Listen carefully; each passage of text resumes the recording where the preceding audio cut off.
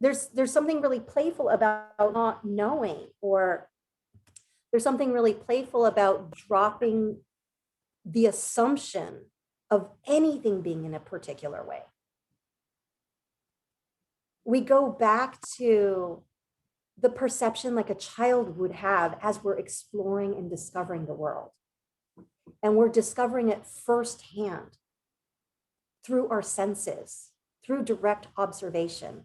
And that's what we're using to construct our sense of reality. Not thinking, not ideas taken from somewhere else, but through direct experience. And there's something very connecting about having full ownership around what we're learning through that. It's almost unshakable or uncontestable because that is our direct experience. It doesn't matter what somebody else says.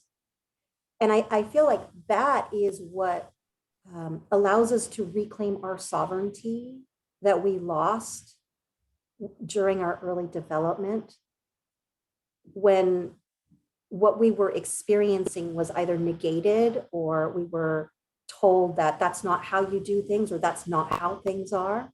And what we're doing is we're reopening back to that. And that's what generates the sense of safety and confidence, is being able to use our own faculties to understand what's happening and to be able to trust that, because we are actually experiencing, we're getting our own evidence. And life becomes really magical, because that means that everything that we believed in before could potentially just be a fabrication, which allows me to go back and rediscover it over and over and over. And by pointing our attention to what's happening, there's an automatic interest and energy that comes from that, and vividness. And that's the joy portion of mindfulness.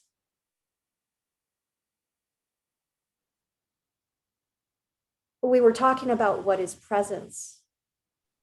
That is presence. It's not knowing and engaging without having any particular idea of how it's going to be. And we're engaging with all of ourselves. And there's no trying in it. It's a spontaneous movement towards, without pushing or grasping. There's a buoyancy to it. And this can be also directed towards things that we think are unpleasant. Because unpleasant, or what is unpleasant, is how we're relating to a situation and we're not liking it or not wanting it. But what is actually happening could be neutral. I can use an example of a sound like a car alarm. That's unpleasant to me. But if I were to sit there and really listen to it and notice all of the changes in pitches and volumes and the pauses in between and really get into it, it's no longer unpleasant. So this becomes really interesting, because now here are these things that I was attributing a value to, and I was responding, I was reacting by contracting or not wanting to be there or getting angry, already thinking about whose car is that, something like that, you know? And it's just like all of this angst over something that is neutral,